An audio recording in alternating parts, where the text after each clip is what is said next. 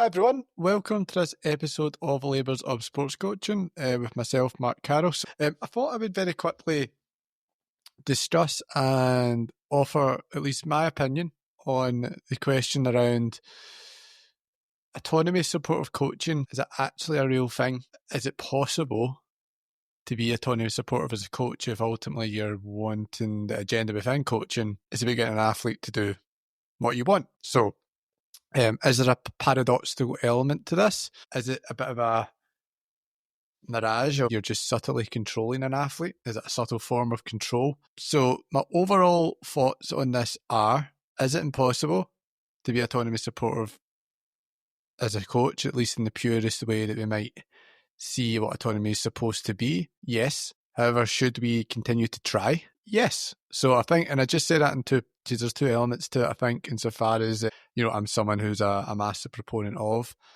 autonomy supportive coaching, but I think I'm also someone that's quite critical of voices around control only ever being bad, because actually I think, as I'm going to get into here, control is in autonomy supportive coaching, and I just want to kind of flesh this out for us, just so that we can keep ourselves a little bit open-minded to some of the fallacies and some of the ways that we might think.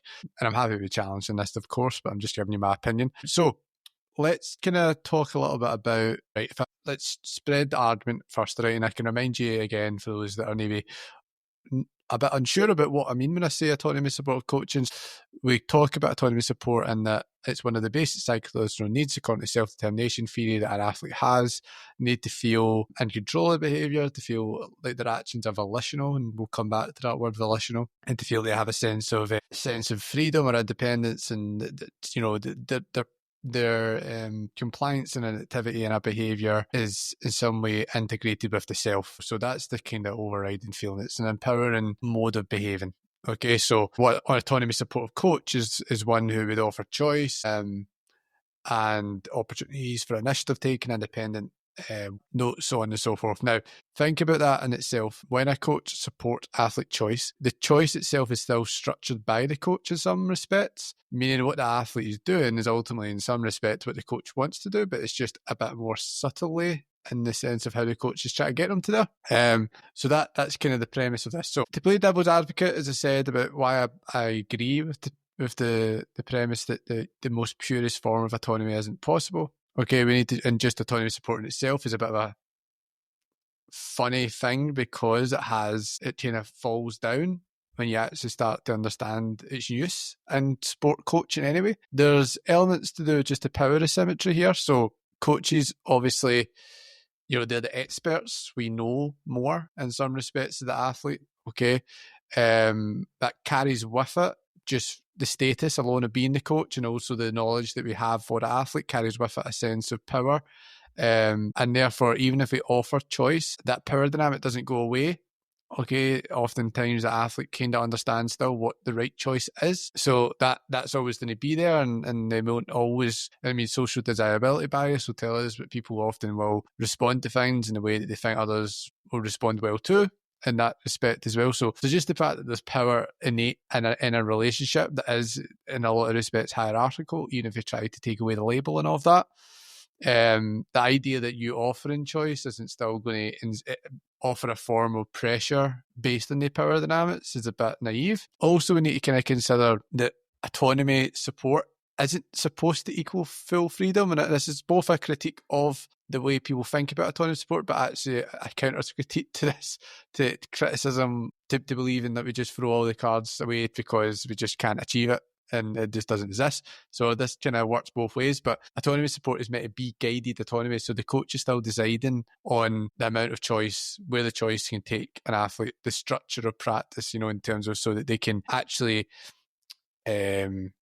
engage within a space that has a perception of choice within it, or the feeling of choice within it. So coaches and a wise coach is going to often set acceptable boundaries to the autonomy. So in that sense, again, autonomy is something the coach is granting. Okay, it's not something the athlete necessarily owns in the way that it's often played out in reality. Okay, because the coach is deciding the boundaries of that choice. And then you need to actually think about why do coaches be autonomy supportive, right? And this might sound a little bit cynical, okay? There is an argument that it's not necessarily for the inherent because autonomy support is inherently good for the athlete, but we know that it leads to better motivation, performance. Higher quality motivation leads to better performance, leads to better persistence. Now, I know that we also are looking after the athlete's health and well-being, yes, but I just mean in the sense that when we consider why some people are pulled towards autonomy, it's sometimes because we know it's an indirectly effective way towards outcomes the coach would desire, while also having the benefit of supporting an athlete's health and well-being. So, and I'm not saying that that's necessarily how I think about it, but just that there is an ethical basis of supporting autonomy, okay, that could be a wee bit diluted when you actually start to think that autonomy support is often used instrumentally towards an end by the coach. So it's just something to think about, and then maybe for you to reflect on as a coach when we are being autonomy supportive, even though we're doing it to care for our athlete because we feel they have a right to it. We also can't kid ourselves on that we know that being autonomy supportive brings with it certain outcomes that are instrumental for our own performance as a coach in terms of getting the athlete to be disciplined, persist, and all those sorts of things. So there's a little bit around that there as well. And then there's this sort of idea, and I would maybe consider this to be, it's almost like a bit of a false dichotomy where we feel like, autonomy, support, and control, they're opposites of one another. Like, I would say that, again, a supportive environment, or actually rather, let's frame it around a structured environment. Environments that are supportive and structured, they involve quite subtle forms of controls. If a coach is nudging an athlete towards something or praising certain behaviours, to try and fulfil that need to be competent supportive, we are reinforcing behaviours, okay, so that are going to in turn shape how an athlete feels about an environment, that will dictate the signals an athlete receives from an environment, what that tells an athlete to think about the environment, what to do with that, and so on and so forth. So even the most supportive, encouraging coach in the world, they're doing it for a reason, and it is in some sense then a subtle form of control. So, you can't have effective or a operational, motivational environment that the coach creates without admitting that control is part of that equation. It's just that there's different forms of control, okay, that the coach is leaning upon. And I suppose this is all sort of coming back to power in some respects, as much as I don't want to necessarily lean on that too much. It is a little bit of philosophy in the way in which power is exerted. It isn't always coercive and trying to push you towards something. It does sometimes operate more subtly through shaping our desires or through making us feel in control, but we're still getting you to do what you want as the coach, that sort of things. So that's the idea of that. So if I was really critical about the idea of autonomy support, it can actually be done? Is it real? Those sorts of arguments do kind of make you think twice about it. However, this is where self-determination theory, the perspective lens of self-determination theory comes back into it. And actually, self-determination theory isn't trying to deny the reality that influence is there.